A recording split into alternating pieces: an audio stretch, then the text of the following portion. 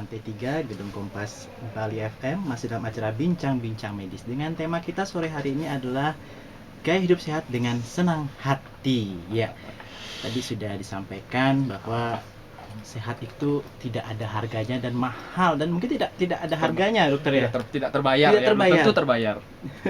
Nah, mungkin Pak Agus sebagai seorang healer mungkin bisa sedikit memberikan informasi sebelum beliau menjadi seorang healer, ini perjalanan hidupnya seperti apa?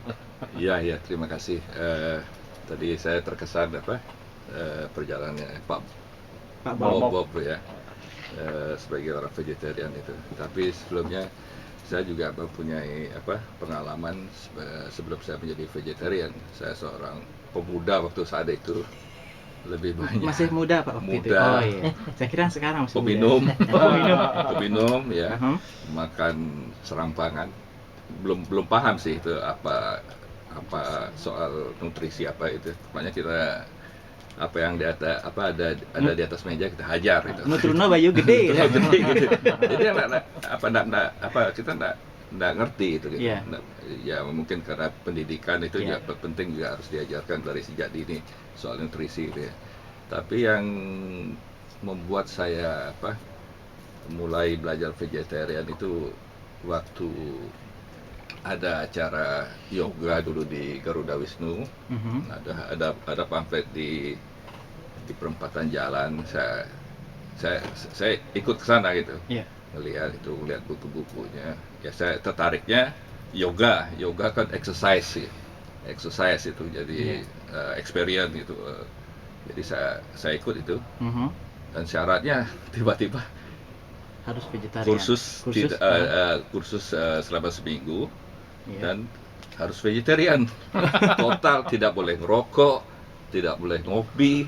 Ya, dan itu bisa Pak?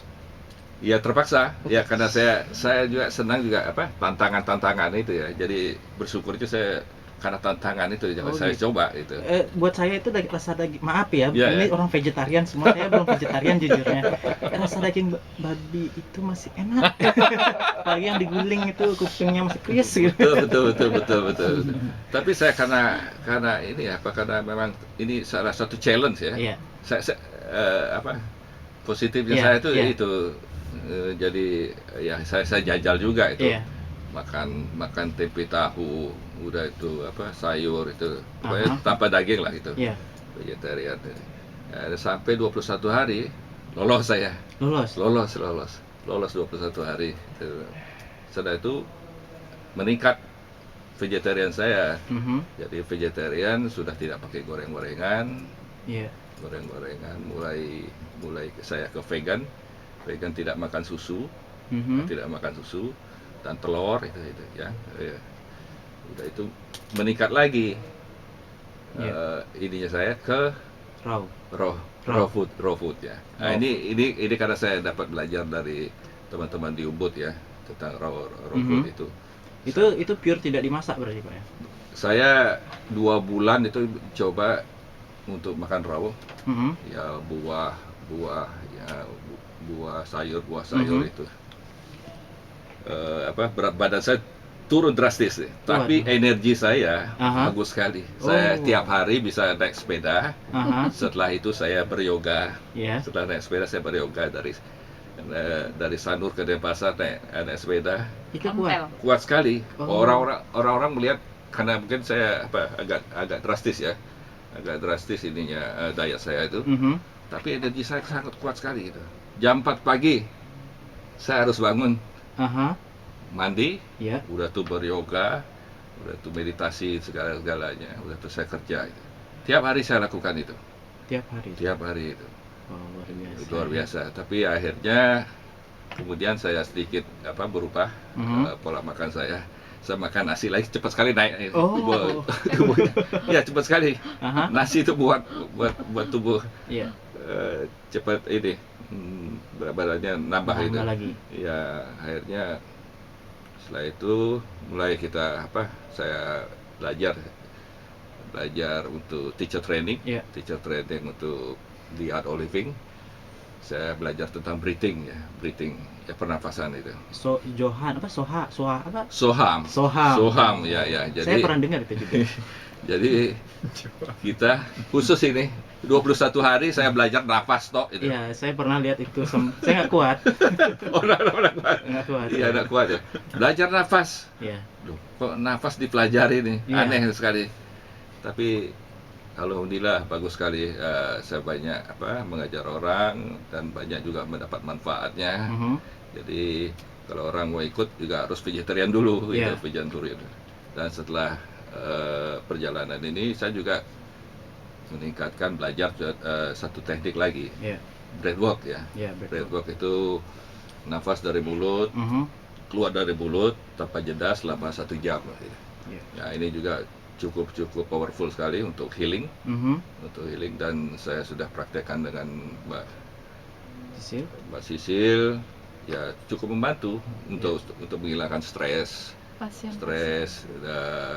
ya macam-macam dari kesehatan mental, dan juga tentang fokus mind itu biar ya luar biasa. Itu menjalaninya itu dari seorang peminum kemudian berubah menjadi seorang yang raw, kemudian makan nasi dan raw lagi. Itu luar biasa.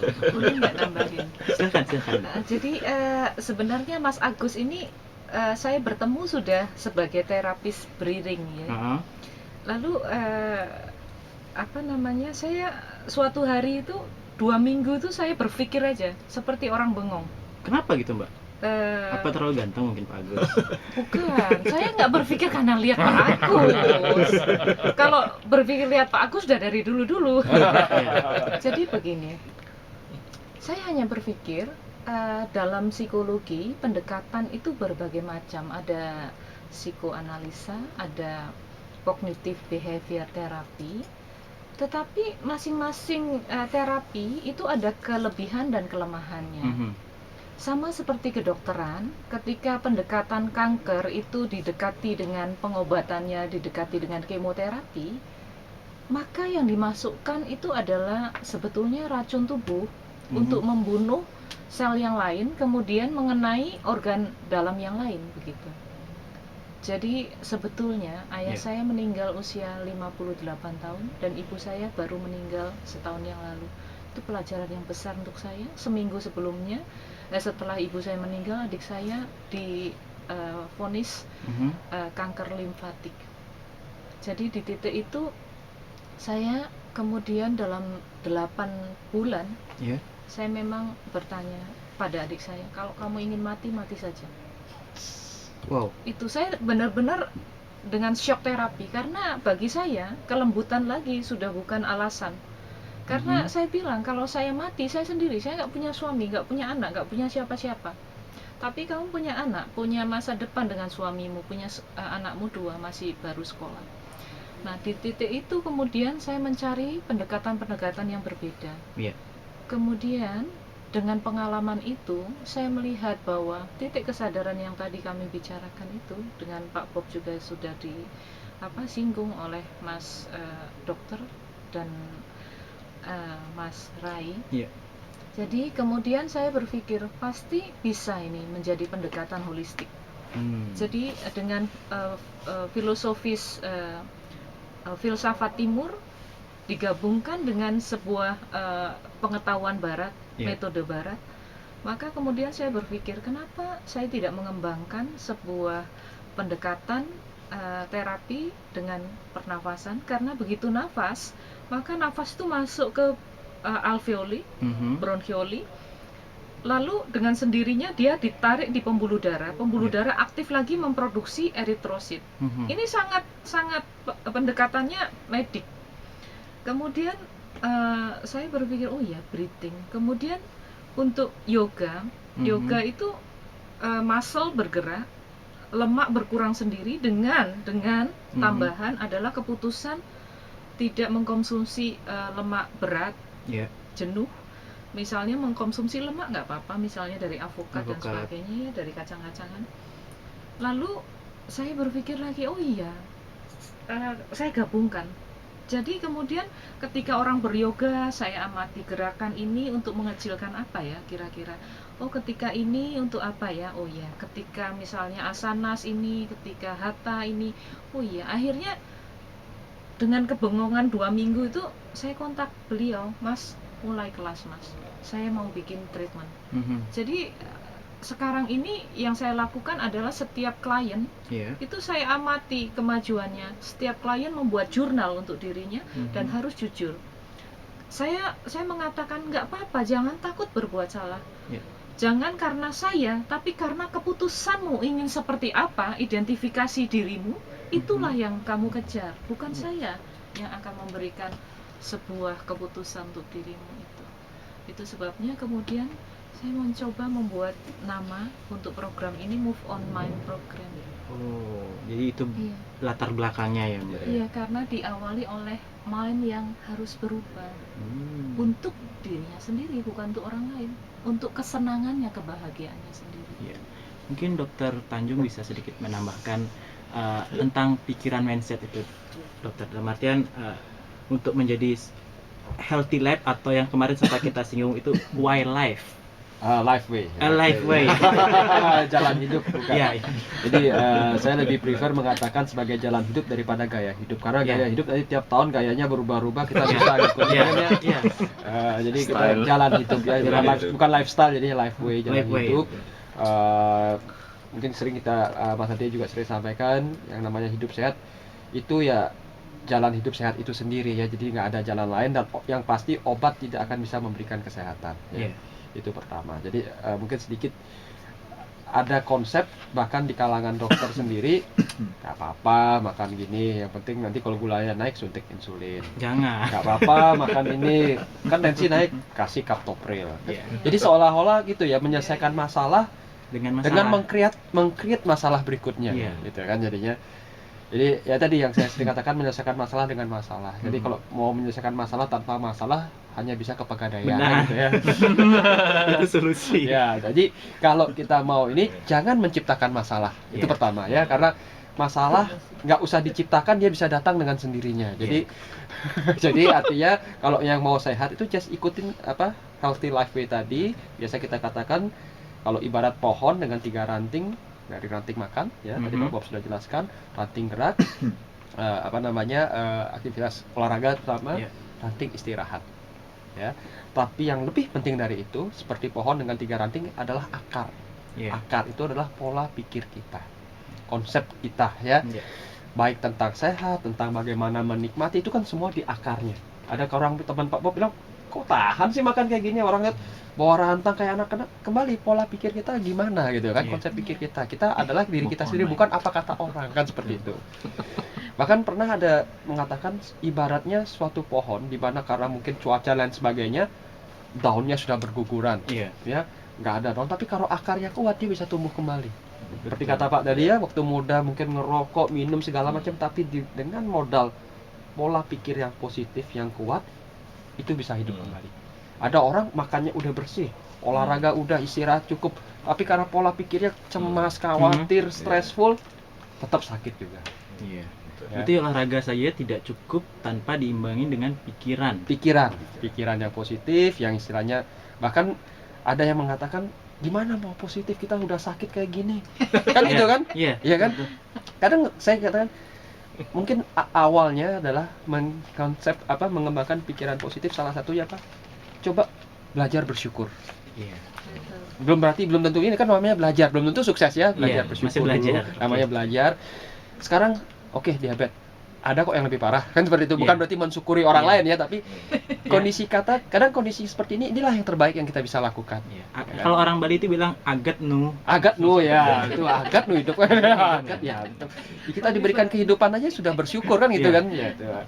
Belajar bersyukur sampai mungkin pada suatu titik pun saat kita tidak bisa bersyukur, belajarlah untuk ikhlas. Ya gimana, sudah ya. Tanpa harus mengeblame siapapun, tanpa harus menyalahkan, apalagi menghujat sang pencipta kan, seperti itu kan, cobaan dan sebagainya. Ya mungkin gitu dari saya. Nah dokter, saya yang tanya, ini kan tadi kita dikasih tahu oleh Pak Agus dan Mbak Sisi itu adalah dua orang pakar yoga. Dan sedangkan Pak Bob sendiri itu adalah seorang kita bisa olahraganya nge-gym. Bisa dijelaskan dalam artian kadang orang ingin badannya itu cepat gede, tapi tidak pengen lama-lama, itu kan jelas sudah salah kan. Pola latihan sebenarnya itu seperti apa sih dalam artian supaya tidak seimbang, tidak membuat cedera otot, kemudian dia juga bisa enjoy gitu loh. Jadi kalau kita lihat dari prinsip olahraga ada dua, sebagai kesehatan dan kebugaran ya. Jadi bisa healthy, bisa fit ya. Kalau kebugaran aspeknya luas, itu ada 11 aspek yang kita lihat. Tapi kalau olahraga sebagai kesehatan, jadi dia lebih kecil lagi menjadi 5 aspek. Ada aspek kebugaran atau cardiovascular endurance, daya tahan jantung, pembuluh darah ya, itu mungkin sering disebut kayak kalau kita latihan aerobik ya. Terus ada muscular strength, kekuatan otot. Nah, mungkin identik dengan kita mengangkat beban yang cukup berat. Terus ada muscular endurance.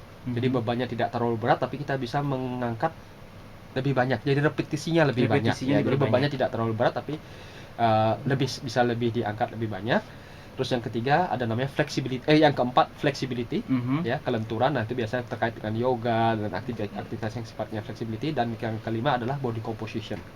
Body composition adalah tidak semata-mata berat badannya berapa, tapi berapa persen otot atau lean muscle mass dan berapa persen lemak.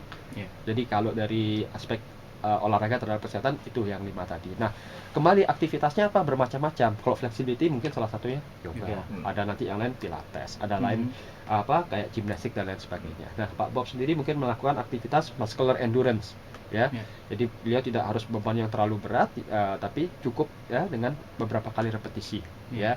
Jadi setiap aktivitas tadi memiliki dampak yang berbeda-beda. Makanya dalam olahraga disebut sebagai SIID, Specific Adaptation of Impulse Demand. Apa yang kita berikan, apa yang kita latih, itulah yang kita dapatkan. Ya, jadi jangan berharap, misalnya latihan yoga terus nanti ototnya menjadi lebih ini, ya nggak bisa. Karena untuk membuat otot lebih kuat dan lebih kencang, pasti latihannya harus yang strength. Ototnya endurance, ya latihannya adalah muscle endurance. Kalau untuk kardiovaskular gimana? Ya harus latihannya aerobik atau latihan endurance seperti tadi. Ya, jadi untuk itu tiap aktivitas memiliki spesifikasi yang berbeda-beda. Nah, itu yang sering orang salah tanggap, menganggap kan saya sudah olahraga. Kan itu Pak olahraga catur. Itu kan olahraga, buktinya dipertandingkan di PON kan, kan olahraga kan jadi kan. Atau habis olahraga makanya 3 piring. Ya, seperti itu. Jadi akhirnya aspek sehatnya sendiri mungkin agak karena menganggap sudah gitu kan. Padahal untuk yang minimal dari 5 tadi, kalau kita bisa melakukan dari 5, 3 aja ya misalnya, daya tahan otot, kemudian daya tahan jantung, pembuluh darah, dan flexibility itu sudah cukup bagus. Sudah cukup bagus. Nah, biasanya kita merangkum atau membuat ini adalah kalau yang muscle endurance dan cardiovascular endurance kita bisa gabung. Biasanya kita gunakan antara waktu 30-40 menit pertama sebagai muscular endurance, biasanya latihan beban ya, waktu 30-40 menit diikuti 20 menit sebagai latihan aerobik atau cardiovascular endurance. Gitu ya. Ya, jadi kita lakukan latihan beban dulu, kemudian baru latihan aerobik. Jangan dibalik ya. Nah, kemudian latihan flexibility kita bisa ambil di hari yang berbeda. Misalnya Senin tadi kombinasi antara muscle endurance dan cardiovascular endurance Senin. Nanti hari Selasa misalnya kita bisa gabung antara flexibility dengan aerobik tadi ya. Misalnya kalau flexibility rata-rata kalau yoga mungkin 1 jam, bisa dilakukan di pagi atau sore hari. Nah, mungkin aerobiknya bisa, misalnya kalau yoganya pagi mungkin aerobiknya sore seperti tadi. Nanti Rebo kombinasi lagi antara latihan otot dan latihan aerobik. Jadi selang-seling. Kayaknya kita pergi ke Adirai. Kayaknya itu memang Bang Adirai gimana nih? Silakan Mas Ade. Apanya nih? kita salah nih, yoga doang nih. Saya baru pulang ini. Ya, yang pertama-tama mungkin kita ucapkan selamat juga ya buat kita semua ketika hari ini dijadikan sebagai salah satu hari ya untuk kita bersama-sama merayakan Hari Internasional Yoga. Iya. Secara umum sebenarnya kalau saya lebih melihat bahwa yang paling utama itu sebenarnya adalah edukasi buat masyarakatnya sendiri ya. Dengan adanya edukasi itu tentu nanti dia dalam membuat sebuah asosiasi juga bisa lebih memilih yang menguatkan hati ketimbang yang melemahkan. Kalau ditanya misalnya sebagai contoh paling gampang, apa bedanya orang yang merokok dan tidak merokok? Bukan orang yang merokok itu adalah orang yang tidak peduli dengan kesehatan, boleh ditanya. Mereka juga peduli pasti dengan kesehatan. Tapi berbedanya adalah ketika kita mengasosiasikan rokok sebagai kenikmatan, maka aksinya dalam rokok. Kebalikan ketika kita mengasosiasikan rokok sebagai kesengsaraan, maka aksinya adalah tidak merokok. Nah, kenapa kita mengasosiasikan rokok sebagai kenikmatan? Karena kita memiliki referensi di kepala kita tentang definisi rokok itu sebagai sesuatu yang nikmat, yang biasanya memang kita membiarkan diri kita dijajah oleh sebuah repetisi yang selalu ada. Asiknya rame-rame, berani, sejati. Pria sejati gara-gara merokok doang. Ya, itu Saya nggak semua kan merokok. kita memberikan kesempatan kepada diri kita untuk memilih referensi itu. Makanya kenapa aksinya adalah merokok itu sendiri. Kebalikannya, aksinya adalah tidak merokok adalah ketika kita mengedukasi diri kita betapa tidak bermanfaatnya rokok itu, yang mulai dari nikotin masuk dalam darah, apa yang terjadi dan sebagainya selanjutnya. Begitupun juga dengan ketika ada tiramisu atau martabak manis di depan, atau kita bilang tadi ya babi guling. Oke. Nyam-nyam. Babi guling ada di depan mata kita. Ada dua orang, yang satu mendekat dan langsung melahapnya dengan semangat. Yang satunya lagi mendekat, melihatnya aja, mungkin menciumnya aja, habis itu mungkin balik lagi gitu ya. Apa yang membedakan hal tersebut? Yang membedakan hal tersebut itu adalah lebih kepada yang tadi saya katakan tadi, adalah asosiasinya. Yang satu mengasosiasikan sebagai kenikmatan, yang satu mengasosiasikan sebagai kesengsaraan. Kenikmatan referensinya adalah apa? Kalau ditanya asosiasi daripada babi guling adalah apa? Boleh Brother Kin tolong? Kalau babi guling tuh Tolong sebutkan 5. pertama itu gurih. Kedua Kupingnya. Crispy. nikmat, oke.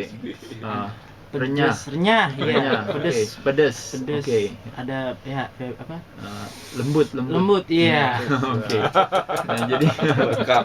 jadi otomatis segala hal yang kita jadikan sebagai referensi tentunya akan mempengaruhi aksi kita. Begitupun tadi yang Mbak Sisil katakan. Jadi pilihannya tentu akan ke sana.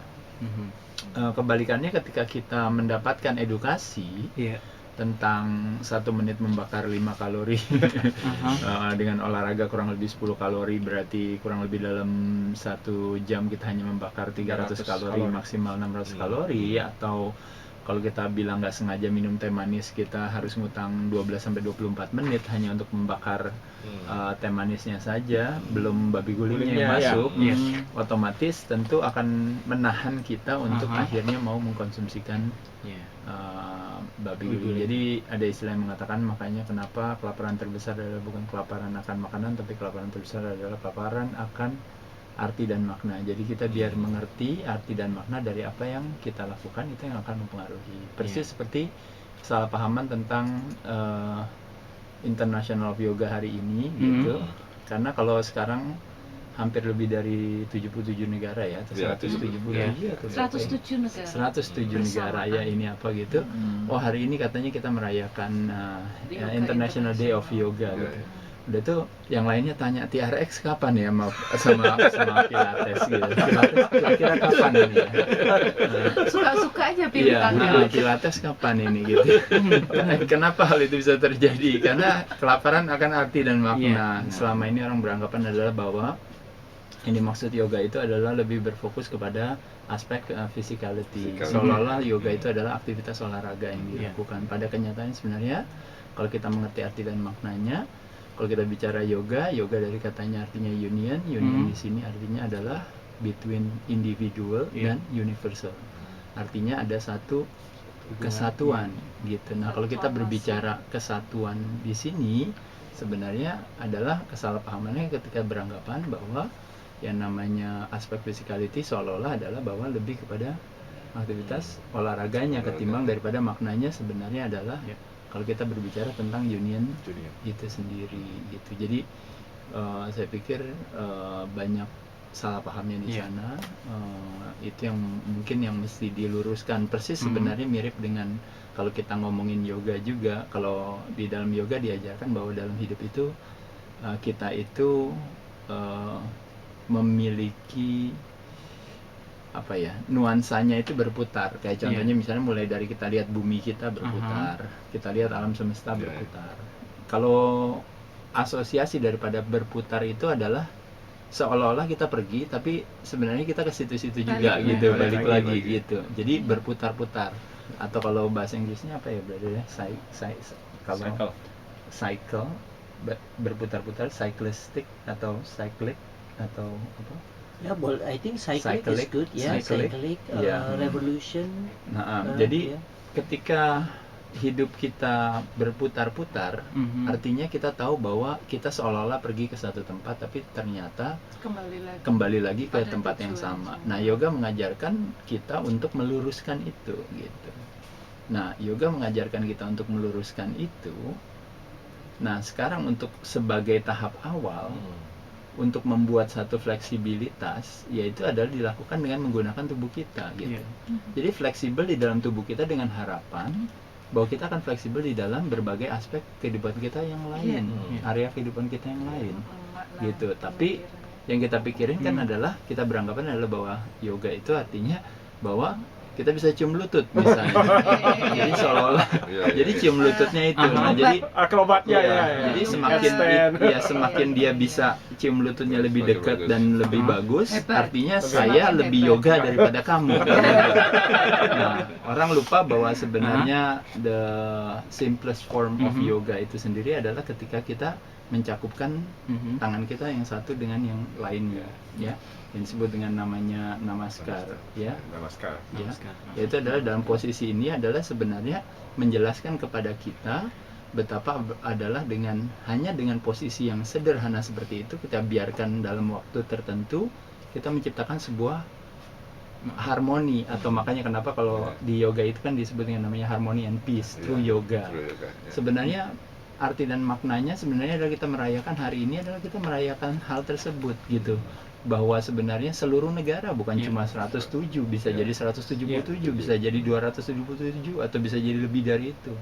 Kita merayakan, makanya kenapa kita merayakan hal itu, karena konsep yang sama. Ibarat sebuah channel TV yang ada ketika kita memahami manusia lain, kita selalu memiliki ada yang disebut dengan namanya, kalau membayangkan ketika kita melihat orang lain, kita membayangkan kita menonton TV. TV yang kita tonton itu selalu channelnya itu ada 4. Channel yang pertama itu dan channel kedua adalah channel yang paling populer, di mana ratingnya paling tinggi. Itu boleh tanya sama AC Nielsen. Channel yang pertama yang disebut dengan namanya physical channel. Jadi kita senang melihat orang lain berdasarkan fisiknya. Iya. Oh iya, dia cantik ya, oh dia keren ya, oh dia apalagi tinggi, oh dia pendek, oh dia ini, dia apa gitu. Kadang-kadang kita menggunakan fisik sebagai referensi bagi kita untuk memahami orang lain, atau bahkan untuk menilai orang lain, atau bahkan untuk memperlakukan orang lain. Channel physical channel adalah channel yang paling populer. Channel yang kedua yang disebut dengan namanya psychosocial channel, atau yang dikenal dengan namanya personality channel. Nah, di personality channel itu kita menciptakan sebuah cerita ketika kita memahami orang lain. Jadi waktu kita melihat orang lain, kita bilang, oh iya dia memang tampangnya begitu, tapi dia itu tahu gak, dia itu yang punya itu loh, itu yang punya Discovery yang ada di sana, oh dia punya hotel ini, Jangan dia lihat yang dari punya, baju robek-robek. dia lihat dari ininya. Atau Bisa mungkin dinong, ya, atau misalnya Wow. oh dia itu adalah juara, Yeah. oh dia ini yang punya ini, dia ini. Kita memakai segala hal, mulai dari yang namanya saya adalah apa yang saya punya, saya adalah apa yang saya lakukan, saya adalah apa kata orang, itu biasanya ada di channel yang kedua. Yeah. Nah, channel 1 dan channel 2 ketika kita memahami orang adalah channel yang paling populer. Masuk ke dalam channel 3 yang disebut dengan namanya astro channel adalah ketika kita mulai lari dari memahami orang dengan melihat fisiknya. Saya udah nggak lihat fisiknya dia lagi, saya udah tidak melihat personalitinya lagi, tapi saya masih melihat astronya dia, yaitu maklumlah dia kan dia itu adalah Shonaga, tahu sendiri kan. Shonaga itu semangatnya luar biasa. Nah, gitu. Jangan-jangan Pak Pom. Itu semangatnya itu luar biasa tuh, karena dia Shonaga. Aduh, maklum lah orangnya keras sekali, maklum karena dia Leo. Karena dia Leo. Dia Waduh. kerja keras. Iya, dia kuda. dia kerja keras karena show-nya kuda. Iya, kerja keras dia gitu. Dan sebagainya. Kita memakai channel yang ketiga. Nah, jadi kalau teman-teman lihat tanpa kita sadari, kita ibarat seperti nonton TV setiap hari.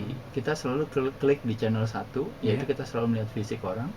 Kedua, channel 2, kita selalu melihat personality orang. Dan yang ketiga adalah yang kita sebut dengan astro channel tadi. Nah, kita lupa ada channel yang keempat yang jarang dilihat orang. Ada yang disebut dengan namanya yoga channel. Nah, di yoga channel itu sebenarnya adalah yang diartikan dengan yoga itu sendiri, yang which is union, yang artinya bahwa kita melihat segala sesuatunya adalah satu. Nah, di dalam channel ini kita sebenarnya melihat, kalau ada istilah yang mengatakan adalah bahwa gajah mati meninggalkan gading, Betul. Macan mati meninggalkan belang, manusia mati meninggalkan jaket. Jaket kulit. Jaket di sini adalah yang disebut dengan namanya jacket of personality yang kita create oleh diri kita sendiri. Jadi poinnya di sini adalah ingin menjelaskan bahwa di dalam yoga channel kita bisa melihat orang lain dengan kemasan yang berbeda, tapi kita tahu isinya tetap sama. Ibarat manusia mati meninggalkan gelas. Jadi gelasnya ada yang kaleng, ada yang kristal, ada yang plastik, ada yang batu, ada yang macam-macam. Tapi ketika lihat di dalamnya ternyata isinya adalah air yang sama.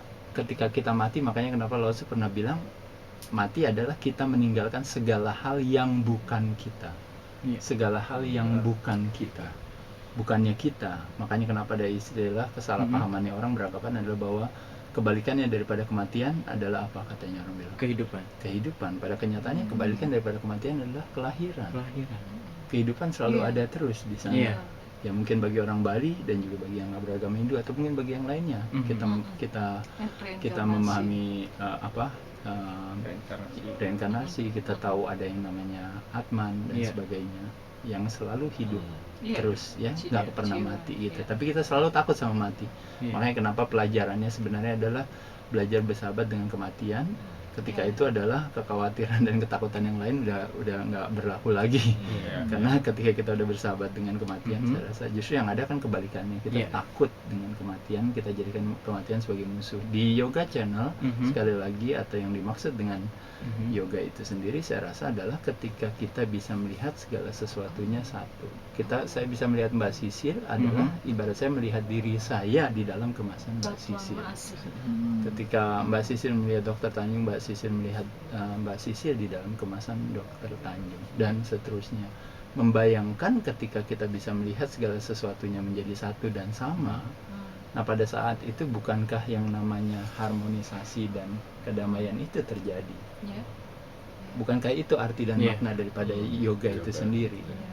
Makanya dengan kita mengerti arti dan makna, dan kita tidak kehausan akan itu, memberikan kenyamanan sebenarnya bagi kita untuk melihat dari sisi yang menguatkan hati. Mungkin saya pikir dalam hal kesehatan juga sebenarnya agak mirip seperti itu gitu. Jadi pentingnya ya mungkin saya bersyukur dengan adanya mungkin BBM ini, mungkin yang kita minta maaf, terutama saya sama Dokter Tanjung, tiap kali kita ngomongin bincang-bincang medis gagal total ya.